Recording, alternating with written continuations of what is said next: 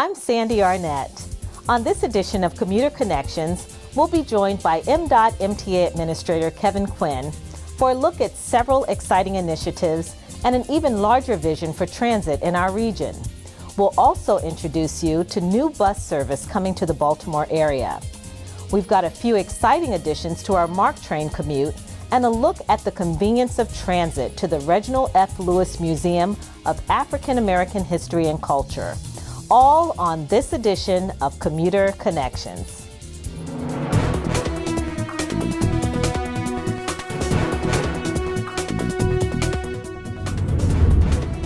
MDOT MTA's goal is to provide safe, efficient, reliable transit with world-class customer service.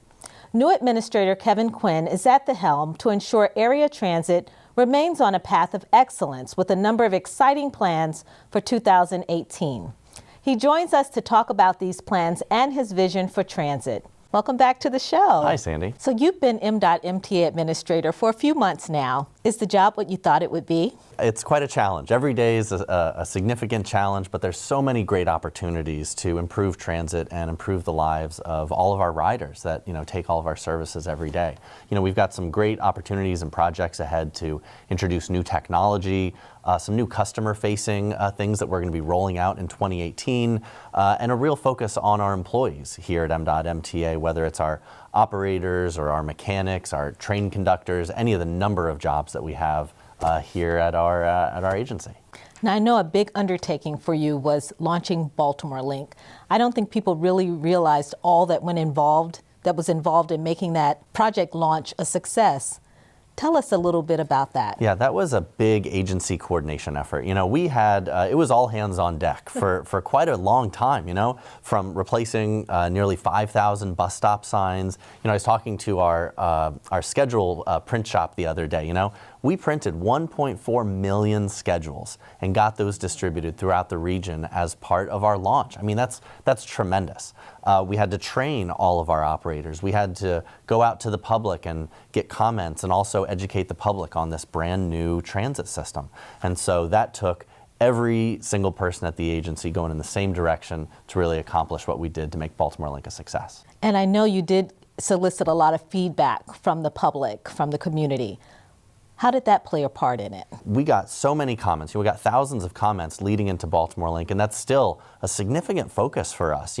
Baltimore Link really launched a new era for MDOT MTA of listening to our riders, listening to our passengers, and being sure that we're incorporating their comments into our schedule changes. We change our schedules 3 times a year, and so each time is another opportunity to incorporate what we've heard from our passengers of great ways we can improve our service. Now, I know we're in a new year. You're in a new role. Tell us a little bit about your vision for 2018 for transit. Sure. So, my real vision is about 2 main things. One is that transit is really seamless. That from a fare perspective, from a rider's perspective, a service perspective, that it's really each journey is seamless for our passengers. We also are putting an enhanced emphasis on reliability, and that's building off of the success that we've had with reliability improvements with Baltimore Link, but really being sure that folks know they can count on the bus to be there when it says it's going to be there. And we're making tremendous improvements in that, and I'm proud of where we are today and where we're going to get to be even better. So are there any initiatives that you can share with us that are a little bit more front and center for you for this year? Yeah, a few big ones we've got coming up. So over the summer, we're going to be launching mobile ticketing. And so that's where folks are going to be able to buy a bus or a train ticket on their cell phone and just show it to an operator or a train conductor and be able to pay for their ticket with their cell phone. That's pretty cool. Also some customer-facing initiatives. So, we're in the process of rolling out Rate Your Ride. We're trying to get a lot more customer feedback. We're trying to put these processes in place where customers can get us their feedback and their comments to then incorporate into those service changes. But let's not forget that we've got some other fantastic big projects going on. So we have, we're overhauling 53 of our light rail vehicles. We've got new metro cars coming on board. We've got new buses that are coming online. We're going to have almost an entirely new fleet at M.MTA over the next couple of years. And that's really exciting. We also have our Tiger Grant, North Avenue Rising, that I know you've done previous segments before, right? We've got North Avenue Rising and all the community outreach that's part of that. And of course, Camden Station as well, you know, kind of the gateway into the city where we've gotten a great grant for that. So lots of big projects for 2018. And I know at M.MTA, safety and security are always a #1 priority. Yeah. How does that factor into everything that you have planned for this year as well? Yeah, safety is #1 for us. Safety is critical and absolutely drives everything that we do. And so, you know, when folks see things like, you know, a couple weeks ago we had a shutdown on the light rail service, you know, that's safety related. You know, we go in and we make those improvements, and those safety related concerns, we address those immediately so that we don't have safety issues on our system. And I know you focused a little bit on the employees at M.MTA. I guess kind of the lifeblood of everything that goes on there. How are you engaging them and working with them and just kind of showing them how valued they are to the agency and to the transit system? Sure. So we've rolled out some new programs for that. One is our Superstars program, where we recognize operators each quarter who at each division who has the best record, if you will, the best, you know, kind of score over a series of performance measures. We're also coordinating much more with our mechanics and some of the services that they need, and addressing some of their concerns as well, because they're the ones that are keeping those buses out on the road. The operators are, you know, kind of the public-facing piece, but we've got some fantastic mechanics really all working behind the scenes to be sure that those buses get out there every single day. And I understand that there's some new service that's coming out to Sparrows Point. Yeah. So we're going to actually be talking with someone at Trade Point Atlantic a little later into the show. That sounds huge. So what does that mean for M.MTA? Well, at M.MTA, it's all about getting people to jobs. And so this is a great example of reacting very quickly to a new job center that's emerged in our region. And so out at Sparrows Point, they're going to have thousands of new jobs.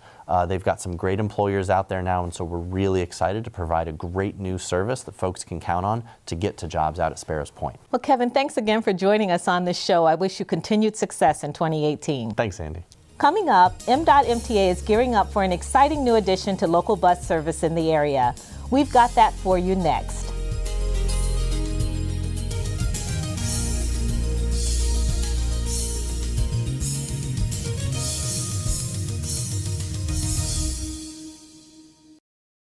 A moment in transit. A new generation of leaders is charting the course for M.MTA in the 21st century. My name is Imani Lee Odai, Safety Manager for M.MTA. Imani's duties include accident investigation and reviewing safety procedures. So I'll be the chairman of our accident review board, and with that, there's a committee of between 5 to 9 individuals from different departments. And what we do is take a look at major accidents and look at root cause, preventability. A big part of safety is prevention, and Imani is also charged with coming up with new campaigns to keep riders and operators safe. The safety department ran a Mind Your Mirrors campaign, and with that, they set up different obstacles at the divisions, and the operators kind of had to use their mirrors to navigate through the obstacles so they know to mind their mirrors. So we've been trying to create exciting, engaging campaigns to get the operators involved so they know what the issues are and what we can do to correct them. Imani's success started early in life and began on the football field. So football actually gave me exposure to life outside of Southeast DC. Growing up, I stayed in my community. I played 1 year Pee Wee football, and then in high school, I had some friends trick me into playing football. Oh, Imani, come out, you'll be good. So I thought I was playing JV, and not knowing I was practicing with the varsity the whole time. I was blessed enough to get a scholarship to the University of Maryland on a full ride. Of course, success in football doesn't necessarily translate to success in life. Imani has some keys to achieving your goals. The advice I would give someone is go above and beyond what's asked of you. So that was one thing that allowed me to get promoted to safety and training manager with MV, because I worked the schedule that no one else wanted to work. So at the time, I thought I'm a young guy, I should be out with my friends on Saturday, Sunday, Friday, Saturday, and Sunday. but I sacrificed my weekends, 12-hour shifts, 5 p.m. to 5 a.m., and I was doing that because I saw where I wanted to be down the road. With his passion for safety and serious work ethic, Imani's future seems secure. So the future for Imani, I want to continue to learn. I've always took pride in being a student. So the more knowledge I can get in safety is my desire, and to make an impact at the MTA and on a national level. To learn as much as I can and be the best student, best coach I can be with helping someone along the way when it comes to safety. A moment in transit. In an effort to provide transit patrons the very best in service, MDOT/MTA soon will launch new bus service, which will make it possible for hundreds of area workers to travel to the new Trade Point Atlantic business area. MDOT/MTA is proud to play a role in helping to make employment opportunities a reality for many in the Baltimore region. MDOT/MTA Director of Service Development Tom Hewitt and Senior Vice President at Trade Point Atlantic, Aaron Tamacchio, join us with the exciting news about this new bus service. Welcome to the show. Great, thank you. Good to have you. So tell us, Tom, how did MDOT/MTA come up with the idea of providing service out towards Sparrows Point and Trade Point Atlantic? The development at Trade Point Atlantic at Sparrows Point is a priority project under Governor Hogan. So we wanted to make sure at MDOT/MTA that we provide proper transit access to that location. There hasn't been transit service to Sparrows Point in 25 years. So we're kind of bringing that back with the jobs coming online in the coming years and the existing jobs that are there right now. We want to make sure we have people getting to those jobs from the region. So service is now coming back to be able to provide access to these jobs. And what bus line will actually serve the Trade Point Atlantic Sparrows Point area? Well, it's going to be a new route, the Local Link 63, which is going to go from Trade Point Atlantic from Sparrows Point to downtown via Johns Hopkins Bayview. So that route will provide many different connections. Actually, it provides 24 connections to our existing lines, including 8 CityLink lines, so our high-frequency service. We have the split because we know that there's a lot of downtown traffic, so there's more frequent trips between Trade Point Atlantic and Johns Hopkins Bayview, so folks can grab one of the other lines that connects between downtown and Bayview, like the CityLink Blue or the Orange, to then catch the Local Link 63 to Trade Point, or they can get a one-seat ride if it fits within their schedule to go directly from downtown to Trade Point Atlantic. When exactly will the Local Link 63 launch? It will launch in conjunction with our winter service change, which starts on Sunday, February 4th. So Aaron, is the launch of the new Local Link 63 service a big event? It is. We're very excited. As an emerging employment center for the Baltimore region, connecting to transit service is critical to the redevelopment of Sparrows Point. We've had several indications from potential customers that they would like to have transit service to their site so they can have access to the employment base here in Baltimore region. I feel that MTA and the Baltimore Link is serving its mission in connecting people to jobs, and that's exactly what's happening here at Local Link 63 to Trade Point Atlantic, and we're very excited about it, and so are our tenants. That's great. Can you tell us some of the key employers who will be out at Trade Point Atlantic? We have several marquee tenants that are already at Trade Point Atlantic and more that we have discussions with, but right now you have FedEx, the soon-to-open Under Armour facility, their e-commerce distribution house, and then Amazon will be opening up later this fall with their new million-square-foot distribution center. And that's in addition to what's already here in Baltimore. So it's a lot of exciting marquee tenants, household names, and many other jobs related to the Port of Baltimore and in the transit and transportation, distribution, and logistics sectors. So can you tell us, like, how many people are currently employed there now? And, once everyone's in place, you have all your employers in place there, what are we talking about in the number of employees that will actually be at that area, and the number of employees? Well, when we fully build out the 3,100-acre site, we're looking at approximately 10,000 employees that will call Trade Point Atlantic to work every day. Right now, we have about 800 employees, but we think by the end of this year, 2018, and beginning of 2019, we'll have 3,000 employees there. So there's going to be a pretty significant surge in employees that will come online as the new businesses. Under Armour opens their facility, Amazon opens their facility, and we continue with our construction projects, because those are jobs too that are coming to Trade Point Atlantic. The people are actually helping bring the buildings up out of the ground. So can you all, either one of you, tell us a little bit about how that partnership came together?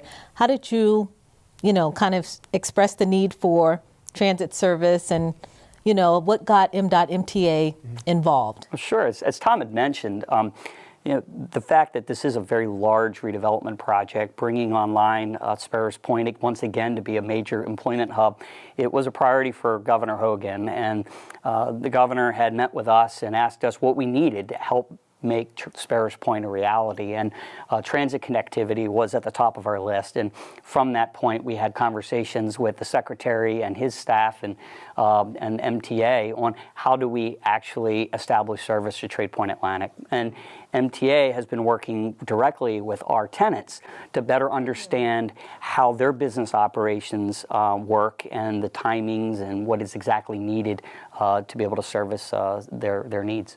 And Aaron, it sounds like this is going to be a great economic opportunity for your area as well. It's critically important for a site like Trade Point Atlantic, where we're an emerging center for commerce, because we have to be able to provide access to jobs for the residents of the Baltimore region. And not only that, our customers would like to have connections to transit so they can make sure that their workforce can get to them.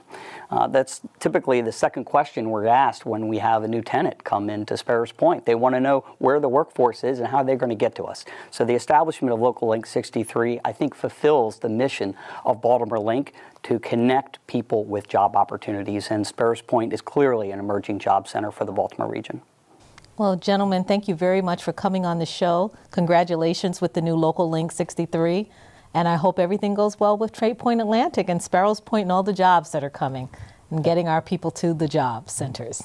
Thank you. We're excited. Just ahead, a look at 2 new exciting additions to Marc Train service. That's next. Stay with us.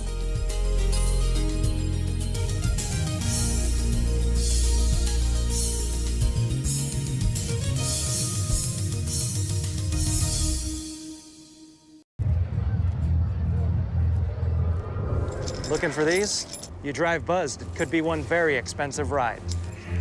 First, you gotta make bail. Then pay me to get your car back. Your insurance premiums will go through the roof. And my legal fees just keep adding up. All told, it could end up costing you $10,000. Buzzed, busted, and broke. Because buzz driving is drunk driving. In an effort to enhance your Marc Train ride, the service will be adding new and efficient locomotives to its equipment stock and new bike racks to Marc rail cars. Both additions will surely be welcomed by rail commuters. Marc Chief Transportation Officer Dave Johnson joins us with more on these and other initiatives at Marc Train. Welcome back to the show. Thanks for having me, Sandy. You're welcome. So tell us, how many people ride Marc Train service daily? Well, we have service on 3 lines. On the Penn line, which operates between Baltimore and Washington, we have approximately 23,000 passengers a day. The Camden line, which also operates between Baltimore and Washington, we have about 4,000 passengers a day. And finally, the Brunswick line, which operates west from Washington, D.C., out toward Montgomery County and Brunswick and West Virginia, we have about 8,000 passengers a day. So I know that Marc launched its weekend Penn line service maybe a couple of years ago. How has that been received, and what's been your ridership numbers? Well, the ridership on weekend Penn line service has exceeded all expectations. Unlike the weekday service, which is pretty consistent with our commuters, ridership levels are pretty consistent. Weekend service does fluctuate based on the season. We find that a lot more people ride in the summer when the weather's nicer, looking to spend a weekend in Washington, enjoy the sights and the museums and sporting events in Washington. Ridership's a little lower in the winter, but it is still strong and is used by a lot of folks, especially people traveling to and from the BWI Thurgood Marshall Airport. I know a lot of people also feel it's a cost-effective way of traveling. What is the cost to ride Marc weekday as well as on the weekends? Well, the cost is the same on the weekdays and weekends. Our fares do not change on the weekends. One-way fare from Baltimore to Washington is $8. One-way from BWI to Washington is $7. And a one-way from Odenton to Washington is $6. with various fares for other intermediate stations. We do not sell round-trip fares, so two one-ways equal a round trip. So you basically double that for a round-trip ticket. For those over on the Brunswick side, if you're coming from Brunswick or Frederick, it's $9 to Washington. The Gaithersburg, Germantown area is $6 to Washington. And then in closer, Silver Spring is $5 to Washington. Okay, pretty good deal. I know that you all also kind of prepare for like some special events. You touched on that a little bit. And I guess there was like a really big event maybe last year. How do you all prepare and just make sure that, you know, you're getting people to and from? Well, last year's event was the Women's March on Washington. Back in January of 2017, we actually set a one-day MARC ridership record, weekend or weekday. We carried over 28,000 people to Washington that day. It requires a lot of advanced planning with our contract operator Amtrak, and there's the logistics of getting people in the right place and making sure the equipment is ready and accommodating the customers. It was a bit of a surprise how many people showed up to ride on the Women's March, but we did accommodate everyone, and it was a very successful day. I know you're always making improvements as well, so tell us a little bit about some of the improvements that are coming to Marc Train. Well, there are two major initiatives coming up here in the near future. The first is the delivery of our new Charger locomotives. We have 3 locomotives on site in Baltimore here now being tested. 3 are currently en route from the manufacturing facility in Sacramento to Baltimore, and the last 2 will be en route within the next month. These are made in America products built again in Sacramento, California.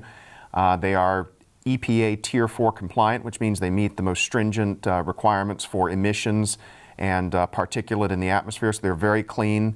A key part of the MTA's Go Green initiative and environmental responsibility are these new locomotives, and as well as operating at speeds of up to 125 miles an hour, which is a first for diesel locomotives in the United States. So they're going to be great locomotives, really provide us with some improved flexibility and reliability as well.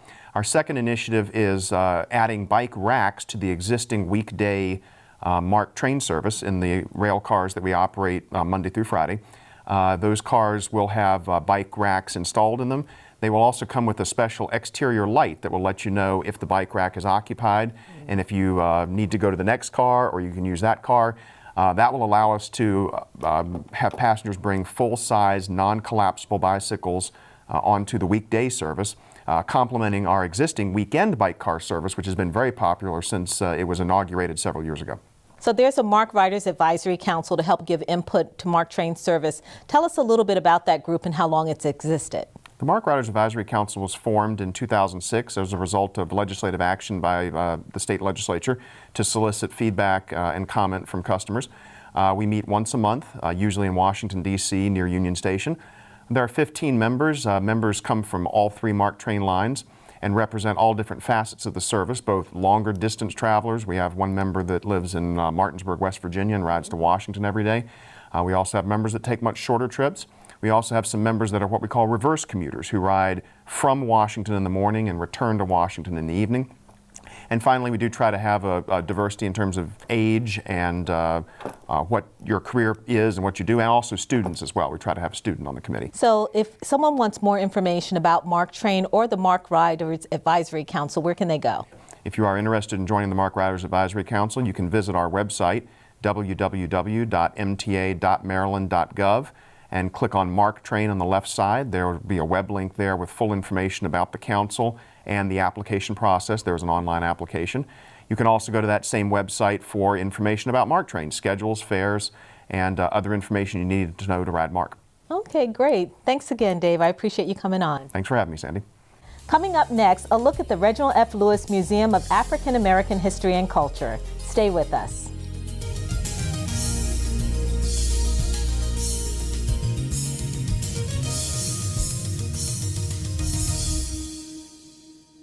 Did you know kids who play outdoors have healthier lungs? Totally. Did you know that boys that play with dolls make better husbands? My son has lots of dolls. But did you know terry cloth diapers breathe better? I did. It's totally true. Oh, yeah. Did you guys know statistically friendly kids have more friends? Yeah. That's obvious. Did you know most people think they're using the right car seat for their kid, but they're not? Parents who really know it all know for sure that their child is in the right seat. Visit safercar.gov/the-right-seat to make sure your child is protected. Our region offers so much in the area of history and culture. Many destinations are just a quick bus or train ride away. One of these points of interest is located right here in downtown Baltimore. It's the Reginald F. Lewis Museum of African American History and Culture. With the month of February being the official observance of Black History Month, the Lewis Museum might be an interesting and fun place to visit. Reginald F. Lewis Museum Public Relations Coordinator LaDawn Black joins us with a look at what you'll find on a visit there. Welcome to the show. Thank you so much for having me. Oh, you're very welcome. So tell us, how long has the Reginald F. Lewis Museum been open? We opened on June 26 of 2005, so we are celebrating our 13th year bringing Maryland African American history and culture to the community. And I know you're downtown Baltimore, but where exactly are you located for our viewers who may not know? We are located on the Inner Harbor. We're that beautiful multicolored box that's at the corner of Pratt and President Street, 830 East Pratt. Okay. And what are some of the ways that people can get to the museum? We are easy to get to. If you're catching the subway, it's all about the Shot Tower stop. Just hop off of the train, walk 2 blocks, you're at the museum. You can also get CityLink, catch the bus to us, and you can also catch the water taxi to us as well, and we are on the circulator line. Tell us a little bit about what the museum showcases, some of the exhibits, some of the things that you tend to feature there. Well, we talk about Maryland African American history and culture. So we tell the full story from our start here in the state, through slavery times, agricultural growth, our historical progress when it comes to politics and social concerns. We talk about even some of the places we used to vacation that may not exist anymore. Of course, we talk about entertainment as well. We try to tell the full story of our experience. And what are some things that are currently being showcased? Well, right now we have our quilts exhibit. It is Emancipation, Freedom, Quilted and Stitched. And then after February 1st, we're excited. We're opening up a new exhibition called Reflections, Iconic African Americans in Portraits. Oh, okay. That should be awesome. It's great because we're going to have these images up on the walls where you're going to walk in and you're just going to think it's an office. But when you get closer to the picture, you will see someone famous reflected in the picture. Now tell me again, with the exhibits that changes, how often do you make those changes? We usually swap out our exhibits every 2 to 3 months, and we have a full schedule. So if you go to lewismuseum.org, you can see our full schedule for the year of the exhibits. But most importantly, our 3rd floor, which is absolutely incredible.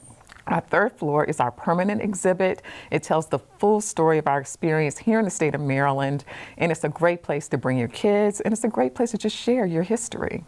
So what are some things specific? Can you identify some of the things that someone would find on that 3rd level? Well, we have instruments from famous musicians here in the state. We also have information on Benjamin Banneker, Harriet Tubman, Frederick Douglass, of course. So it's a lot of things that you can see from these people's lives, things from their offices, artifacts, letters, things that will really tie you into Maryland and our history here. And do you have things also for children as well as the adults? We do. We have interactive displays, and we also, on our special Saturdays, we do children's activities where they can do crafts and also scavenger hunts in the galleries. Oh, that should be fun. So you can actually make it a family day and invite everyone to come in. Exactly. We are very family friendly at the museum, but we're also informative and entertaining as well. So what are the hours for the museum? The hours of the museum, we're open Wednesday through Sunday, 10 a.m. to 5 p.m., Sundays, noon to 5 p.m. Okay, and what does it cost? It's $8 to get in. Well, that's not bad Very at all. low fee. And if our membership, if you are a member, it's free. You can come as often as you want throughout the year. And our membership starts at $35. That's great. So tell us again, now where can you go for more information about the museum and the activities? Well, Black History Month, you definitely want to check out the museum. So it's lewismuseum.org online. Also social media, Instagram and Twitter, it's at Lewis Museum. Well, Dawn, thank you so much. We look forward to visiting with you in Black History Month. Thank you for having me. Thank you. That brings us to the end of another Commuter Connections program. We'll see you next time.